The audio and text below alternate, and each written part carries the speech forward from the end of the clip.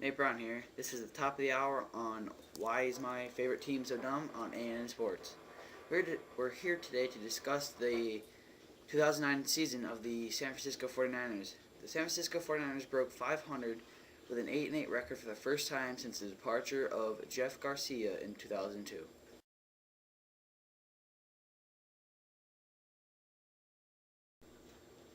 The 49ers began the 2009 season 3-1 behind the starting quarterback Shaun Hill.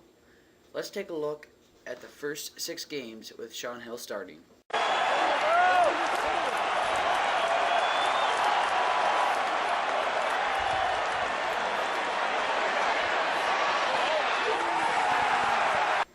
And where was Alex Smith?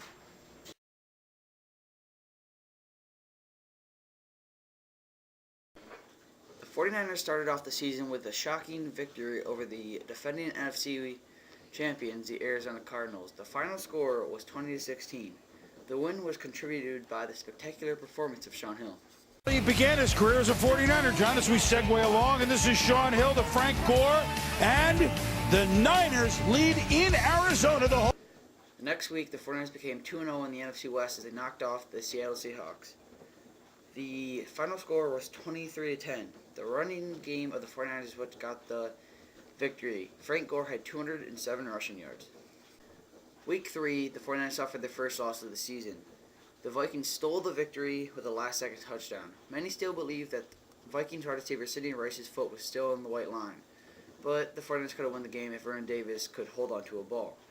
Week 4 was just a fun time for the 49ers as they dominated the St. Louis Rams. The final score was 35-0. The 49ers defense scored two touchdowns as the special teams scored 1. The offense scored 2 touchdowns behind the arm of Shaun Hill. Week 5, the 49ers were handed a beating by the Atlanta Falcons. The final score was 45-10, yet Shaun Hill had 198 passing yards and a touchdown. Week 6, the 49ers had their bye. Week 7 is when the 49ers quarterback controversy started up again. When Shaun Hill had a bad first half against the Houston Texans, the Niners were down 21-0. Mike Singletary looked to Alex Smith to start the second half. Alex Smith had a good game, scoring 3 touchdowns, but the 49ers still lost 24-21. Alright, now look at this. Shaun Hill had 943 passing yards, 5 touchdowns, and 2 interceptions in this 49ers run-first offense. So their run-first offense with a good, accurate quarterback and a great running back won 3 of 6 games. Well, could have been 4. Now the 49ers start Alex Smith and head to a spread offense. That doesn't make sense to me. With a horrible receiving core, well, with the addition of Michael Crabtree in Week 7, wasn't that bad, and Vernon Davis having a standout year, and a quarterback known as the interception machine, you're going to throw the ball first? Frank Gore is a running back, and a good one at that. I just don't understand. Well, let's keep a look at the schedule.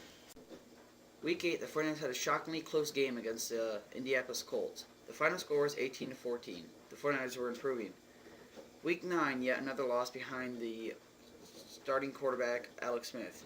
This time, the weak Titans beat the Niners 34-27. Week 10, finally, Alex Smith wins the game as a starting quarterback, or should I say, Jay Cutler won the game for the Niners, despite playing quarterback for the team and throwing 6 interceptions.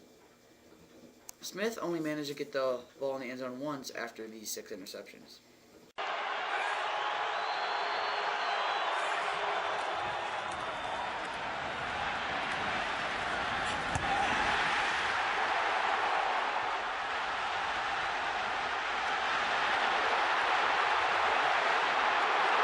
Week 11, yet another loss behind Alex Smith. With the last quarter surge, the 49ers still fell short to the Packers as they got their victory 30-24. Week 12, Smith became 2-3 as a starter. The 49ers beat the Jaguars 20-3. Week 13, the 49ers lost to the Seattle Seahawks. Yes, the Seahawks.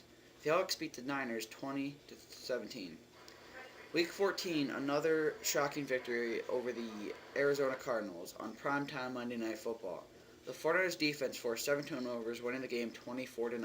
42. 2 plays later, 2nd and 3. Smith to Michael Crabtree. Check out the catch and run. Michael Crabtree, great balance, great acceleration. Charles, you saw it all the time. Week 15, the 49ers lost to the Eagles 27-13.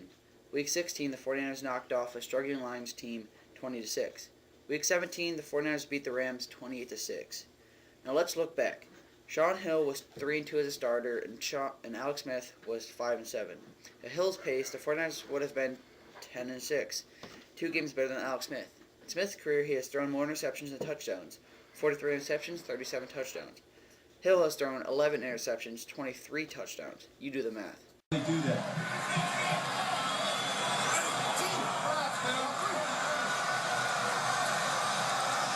Green Davis comes over, forced to you. Traditional tight end slot. Smith has his pass knocked down and intercepted, and then dropped. Let's see if it's an interception or a fumble. Now let's discuss this switch to the spread offense. We have a really talented running back in Frank Gore. Gore has rushed for 1,000 yards every year in his season except his rookie season, a total of 4. He carried the ball 229 times this season for 1,120 yards. Now if you give him the ball more, yeah, that's right. Now let's discuss the team's MVP. Vernon Davis had a standout year, reeling in 13 touchdowns, tying the most for a tight end in a single season, yet he isn't the 49ers MVP. Patrick Willis is the 49ers middle linebacker, the true leader of the defense. The 49ers defense had much success this season, ranking 4th in running defense. Willis had 152 tackles, 4 sacks, 3 forced fumbles, and 3 interceptions. This is the 3rd time in Willis's career he has led the NFL in tackles. Patrick Willis will led the NFL in tackles this season too. The person second was London Fletcher, had 142. This has been Nate Brown on an A&N Sports special broadcast. Have a good day.